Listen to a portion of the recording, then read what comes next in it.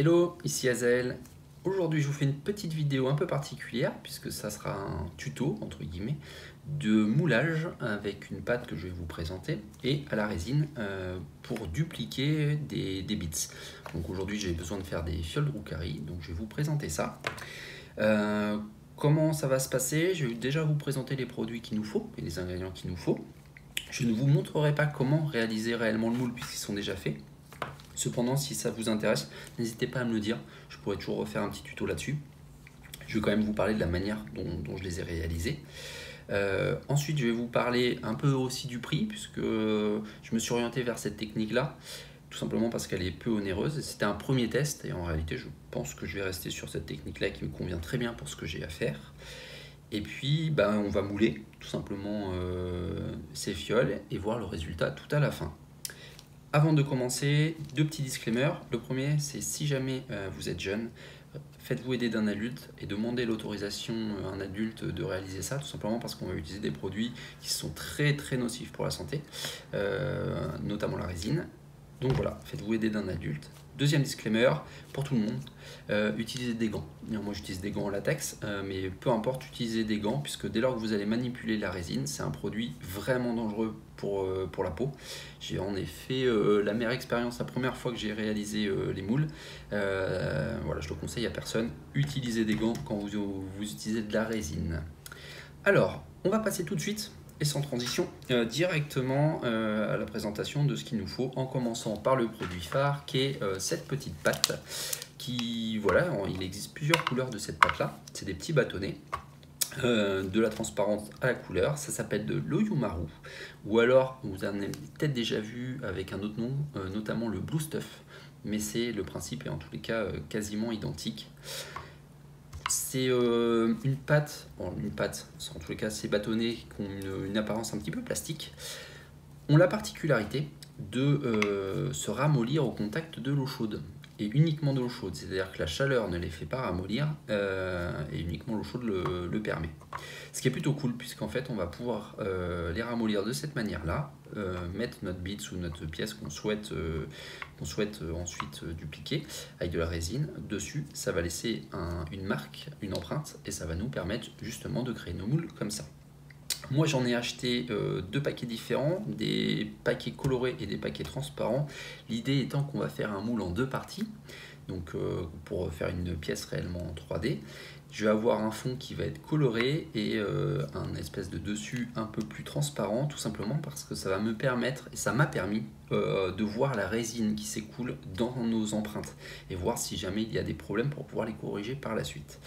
Autre petite information là-dessus, et ça c'est plutôt cool, donc lorsque vous avez fait votre moule, la pâte s'est resolidifiée, vous pouvez la découper relativement facilement. Et c'est ce que vous découpez, les morceaux supplémentaires, gardez-les, puisqu'en fait, si jamais vous avez fait votre moule et puis vous voulez changer de moule, vous n'avez qu'à le remettre dans l'eau chaude, ça va se ramollir, un peu comme de la pâte à modeler. Et toutes les pièces que vous avez supplémentaires, vous les mettez dedans et hop, ça reforme une boule, vous pourrez faire un moule par exemple un peu plus gros.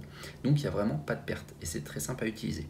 D'un point de vue coût, ça coûte très peu cher. Je ne me rappelle plus des prix, mais je vous les mettrai de toute manière en commentaire de la vidéo. Et je compte faire aussi un article sur mon blog pour vous expliquer le pas à pas avec des photos, sous un format du coup écrit. Donc je le remettrai aussi. Je mettrai directement les liens, je pense, de là où je les ai achetés, mais c'est très peu coûteux, c'est moins de 10 € le paquet et vous pouvez faire vraiment plusieurs moules avec. Voilà. Comment ça se passe pour faire un moule? Donc comme je vous l'ai dit en début de vidéo, je ne vais pas vous montrer la réalisation du moule, mais je vais vous en parler un petit peu. Donc c'est tout bête, vous prenez une casserole, vous mettez de l'eau dedans, vous portez à ébullition sur votre plaque. Dès que c'est à ébullition, vous la retirez de la plaque et vous trempez un ou plusieurs petites plaquettes comme ça pour la ramollir. Au bout de quelques minutes seulement, vous allez voir que ça commence à se ramollir. Personnellement, j'utilise des baguettes chinoises pour tester un petit peu la solidité, enfin en tous les cas le manipuler dans l'eau chaude. Dès que c'est mou, vous sortez de l'eau. Faites attention puisque forcément ça refroidit, et dès que ça refroidit, ça devient dur. En tous les cas, ça récupère cette consistance-là. Donc, vous la ramassez, vous en faites une boule, vous l'étalez. Ensuite, vous mettez les pièces que vous souhaitez dupliquer, les bits, etc. Dessus pour commencer à créer un moule. Essayez pour la première partie de faire en sorte que votre pièce arrive à moitié. Étant donné qu'on va le faire en deux parties, c'est-à-dire qu'on va venir coller deux bouts de Yumaru l'un sur l'autre pour créer le moule complet. Assurez-vous d'avoir vos pièces qui arrivent à peu près à la moitié de chaque côté du moule. Ensuite, lorsque c'est fait, laissez bien vos pièces à l'intérieur, hein, surtout ne les retirez pas. Mettez-les au frigo, comme ça va refroidir d'autant plus vite. Ensuite, vous refaites exactement la même chose avec une autre plaquette, couleur différente ou la même comme vous le souhaitez. Puis ensuite, vous venez tout simplement placer la pâte ramollie sur la première pâte froide. Et là, vous allez voir qu'en fait, les deux ne vont pas se souder, puisque comme je vous l'ai dit, le Yumaru sera molli uniquement au contact de l'eau chaude et pas de la chaleur. Et c'est ça qui est vraiment cool. Ensuite, vous mettez tout ça au frigo en le maintenant plutôt bien. Donc moi j'avais utilisé une espèce de petite presse. C'était une petite plaque en plastique un petit peu lourde. Il ne faut pas non plus que ça vienne écraser non plus le moule, mais en tous les cas ça permet de le maintenir vraiment collé. Voilà, ensuite lorsque les deux plaques sont sèches, vous les ressortez pour moi du frigo, mais en tous les cas vous n'êtes pas obligé. Dès que c'est sec, vous pouvez les dissocier les deux. Vous allez voir, ça se fait relativement facilement. Vous pouvez retirer ensuite vos blitz et ça va vous créer ces moules-ci. Voilà, tac, comme ça. Le travail n'est pas pour autant terminé puisque vous allez voir qu'en fait, il va falloir que vous veniez travailler directement le moule. Ce que moi j'ai fait, c'est j'ai utilisé un cutter et la première chose à faire, c'est en fait à la base de vos moulages, vous allez devoir créer en fait une sorte de rigole, un petit peu comme pour avoir les barres que vous trouvez dans n'importe quelle plaque de figurines. Ça va vous permettre en fait de verser la résine et qu'elle s'écoule au mieux. Ça va venir ensuite, j'espère que vous voyez bien, ça va venir ensuite couler à l'intérieur de vos différents moulages. Ensuite, en haut, donc pour moi parce que là c'est directement des fioles, mais pour toute figurine, il va falloir que à l'endroit où potentiellement il pourrait y avoir des bulles d'air, vous créez d'autres nouvelles petites rigoles comme ça. Donc qui sont juste des conduits, hein. Vous faites des petits conduits pour que l'air s'échappe et que la résine puisse pénétrer. Donc là en fait moi ce qu'on peut voir c'est que j'ai fait un conduit qui relie toutes mes fioles et puis le conduit principal dans lequel je vais venir verser la résine pour qu'elle s'écoule au mieux. Vous allez voir à la fin ça va former une espèce comme les barres qu'on a dans toutes les plaques de figurines Warhammer 40 000. Voilà. Ensuite, il va nous falloir, donc ça c'est pour créer le moule, quand vous avez vos moules, il va nous falloir quelques petites choses supplémentaires, à savoir, ça va être une balance, puisque la résine c'est assez précis et il ne faut pas le faire au jugé, en tous les cas vous pouvez, mais c'est mieux d'avoir une balance. Un contenant pour la résine, moi j'ai utilisé tout simplement un bouchon de lait, dans lequel en fait j'ai formé un espèce d'entonnoir pour le verser, pour que ce soit mieux. Un petit cure-dent tout simplement pour me servir de guide avec la résine et mélanger la résine à l'intérieur. Ensuite la fameuse résine, donc ça coûte un petit peu plus cher, c'est le seul truc qui coûte cher. Je vous parle de cette résine là, mais je vous dis tout de suite, si vous le souhaitez, vous pouvez utiliser cette technique là avec directement du green stuff ou tout ce qui s'en rapproche. Alors pourquoi s'embêter à utiliser de la résine quand le green stuff fonctionne? Tout simplement les temps de séchage. Il faut savoir que la résine ça sèche en à peu près 20 à 30 minutes, mais vraiment sec. Donc vous pouvez ensuite utiliser vos bits relativement rapidement, tandis que au niveau du green stuff, vous allez avoir un temps de séchage beaucoup plus long. Voilà. Donc cette résine là, c'est une résine bicomposant, donc vous en avez un composant qu'on appelle la partie A, la partie B. Pareil, je vous donnerai les liens de là où je les ai achetés, ça coûte 40 € à peu près, je crois, de mémoire. Comment ça va se passer? C'est tout bête, on va mettre autant de composants A que de composants B. On va bien mélanger et il va falloir aller relativement vite pour couler cette résine-là, puisque, comme je vous l'ai dit, ça durcit relativement rapidement. Voilà. Je vous rassure, les premiers essais de mon côté étaient plutôt un échec, tout simplement parce que j'avais pas les techniques. Si jamais vous avez des problèmes, ça se joue généralement au niveau des moules. Et d'ailleurs, vous allez voir, j'ai décidé d'utiliser tous les moules que j'ai créés. Les premiers font des, font des bits bien moins précis et intéressants que les derniers que j'ai faits, qui sont beaucoup plus maîtrisés. Où finalement, étant donné que j'avais déjà un peu d'expérience dessus, et bien tout simplement, ils sont de meilleure qualité. Donc vous découragez pas si vous vous lancez là-dedans. Si vous voulez pas forcément mettre beaucoup d'argent, je vous conseille de ne pas prendre la résine. Le Yumaru avec du Green Stuff, ça marche très bien aussi. Voilà. Ensuite et enfin, il va vous falloir une petite barquette comme ça. Tout simplement parce que ça va vous permettre de laisser sécher de manière droite. Et si jamais il y a des écoulements de résine, que ça évite de niquer tout. Ensuite, moi j'utilise des pinces à linge, mais ça va dépendre un petit peu de vos différents moules. Les pinces à linge vont nous servir en fait à garder les parties du moule complètement collées l'une à l'autre, pour éviter qu'il y ait de l'air ou quoi que ce soit, qu'il y ait du jeu et avoir la résine qui s'écoule là où on ne le souhaite pas. Faites attention aussi, je le dis, puisque les premiers essais, j'ai pas fait gaffe et ça m'a donné des choses un petit peu bizarres. Lorsque vous allez pincer, évitez de pincer là où en fait vous avez des pièces, tout simplement parce que même si vous ne le voyez pas, ça vient aplatir la pièce et au lieu d'avoir, par exemple moi ce sont des cylindres, et bien c'était pas très cylindrique, c'était plutôt type ovale. Donc voilà, essayez de placer ça à des endroits où vous n'avez pas de pièces où la résine va couler. Sinon, vous pouvez utiliser des élastiques, ça marche aussi très bien. Et ça a le bon côté de ne pas forcément venir justement modifier ou aplatir vos différents moulages. Alors, me voilà de retour. J'ai dû faire une petite pause pour voir les deux pots, les deux bouteilles. On est parti pour mélanger la résine. Donc voilà, j'essaie de vous montrer, j'espère que vous le verrez au mieux.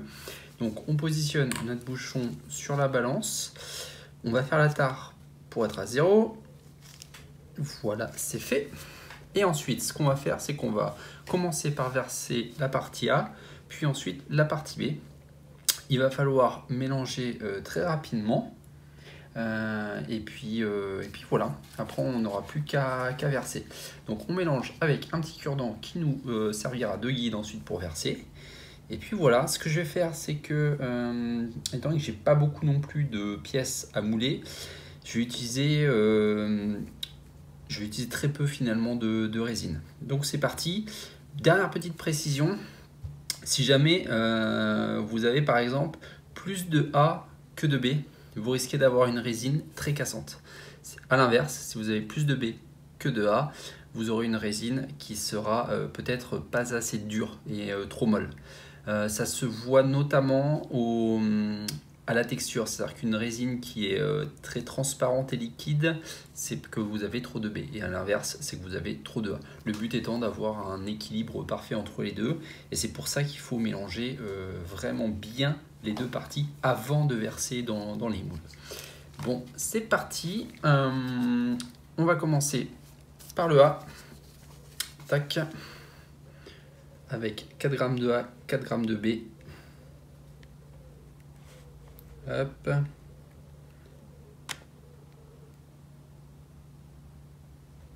Là, je suis à 3.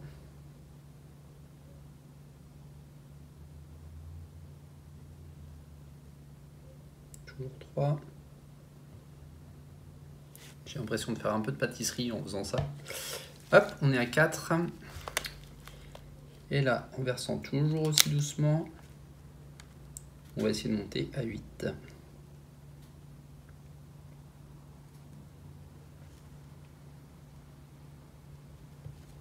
Cloche à 6.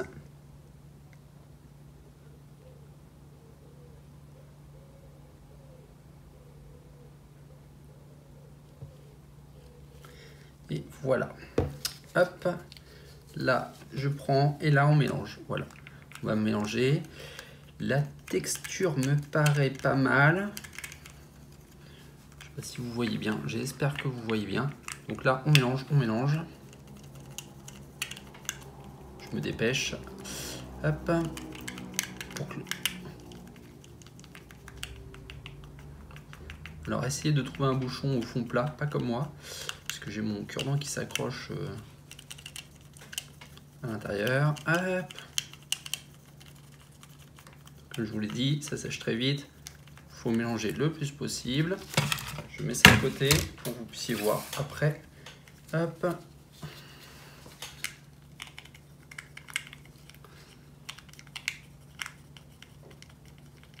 Bon, j'espère que là c'est bon. Là, je me sers du cure-dent comme guide. C'est assez dur pour que de ce côté-là pour que vous puissiez voir. Voilà.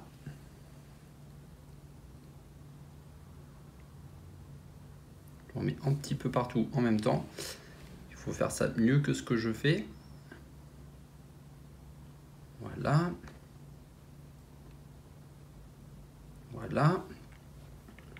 Donc là, je vais en remettre légèrement ici.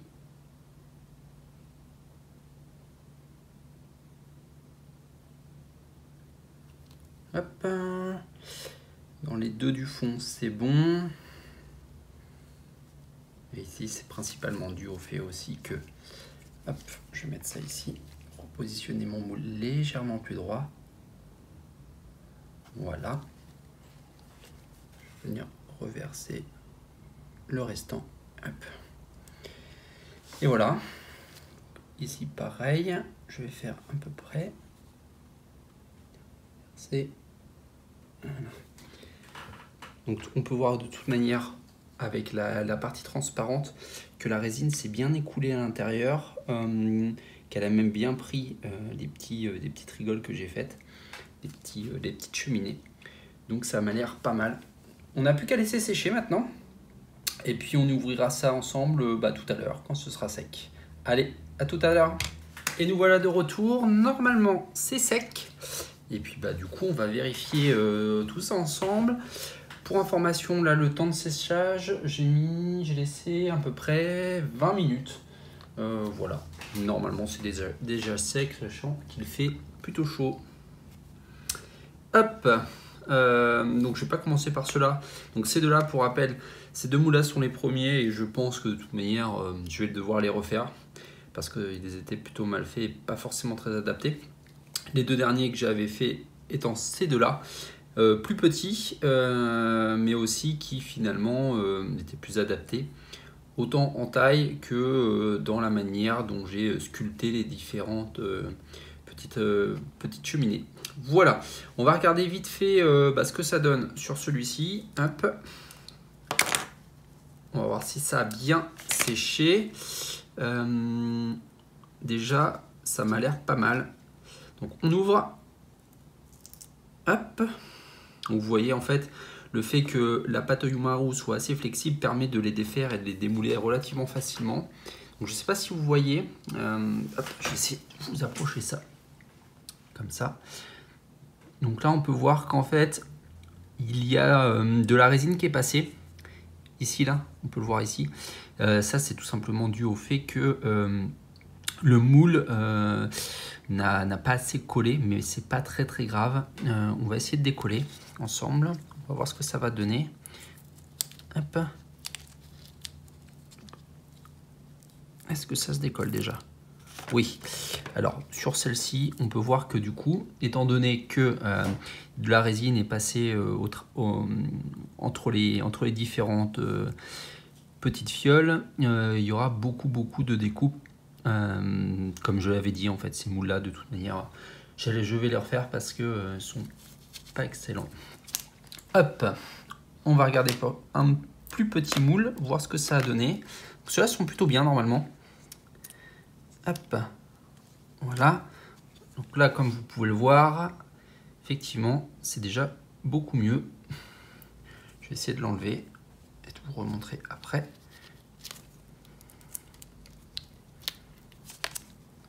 Hop.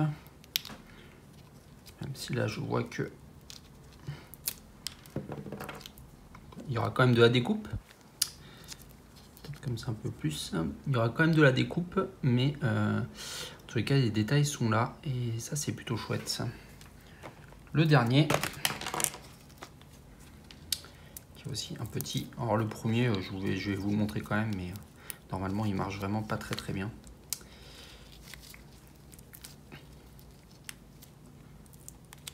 Hop. Et voilà.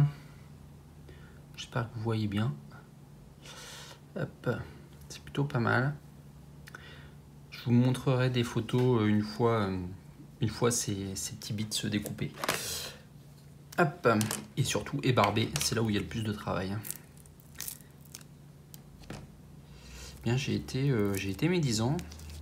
Parce que finalement, même s'il y a beaucoup de résine qui est passée entre les différentes fioles, ça m'a l'air pas mal en fait. Voilà, on peut voir de la différence, hein, c'est un des premiers.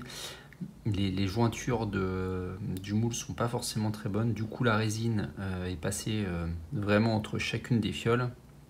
On peut voir aussi qu'il y a une toute petite fiole ici qui s'est pas remplie, mais le reste est plutôt pas mal, beaucoup mieux que d'habitude d'ailleurs au passage.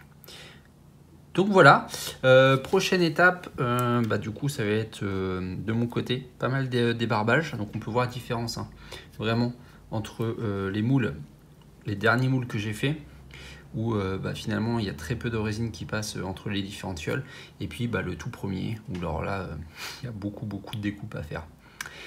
Je vous donne rendez-vous juste après pour vous montrer les bits terminés. Et puis voilà, j'espère que cette vidéo, en tous les cas, vous aura plu. A tout de suite. Voilà de retour avec une petite photo du résultat final.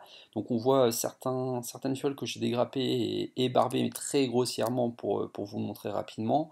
Et les deux petites grappes que j'ai décidé de laisser telles quelles, où j'ai juste enlevé en fait la pellicule de résine qui était passée entre les différentes fioles. Donc comme vous pouvez le voir, en fait, ça me permet de faire un certain nombre de fioles relativement rapidement pour un coût dérisoire. C'est la seule alternative finalement que j'ai trouvée, puisque sinon il fallait trouver des bits de fioles Drukari, ce qui est compliqué et ce qui peut vite revenir cher. D'ailleurs, au passage, si jamais vous en avez dans vos cartons, n'hésitez pas à me contacter sur ma page Facebook, vous allez pouvoir retrouver le lien en commentaire, parce que ça pourra m'intéresser. Enfin, si jamais il y a des personnes qui font du moulage et qui ont des tips, des astuces à partager, n'hésitez surtout pas à le faire en commentaire, que ce soit de la vidéo ou de l'article sur mon blog, car tout simplement, je suis pas du tout un professionnel de ça, je crois que c'est mon 4e ou 5e moulage, donc tous les retours sur expérience et les conseils sont les bienvenus, autant pour moi que pour les personnes qui verront cette vidéo. Et voilà, c'est terminé. J'espère que ce micro-tuto vous aura plu, ou au moins fait découvrir ce qu'est le moulage et que finalement c'est pas si compliqué ni si cher que ça. De mon côté, je vous dis à très bientôt. Si vous voulez avoir des news de moi, allez sur ma page Facebook, likez ou abonnez-vous. Et puis voilà, je vous dis à très bientôt. Allez, ciao!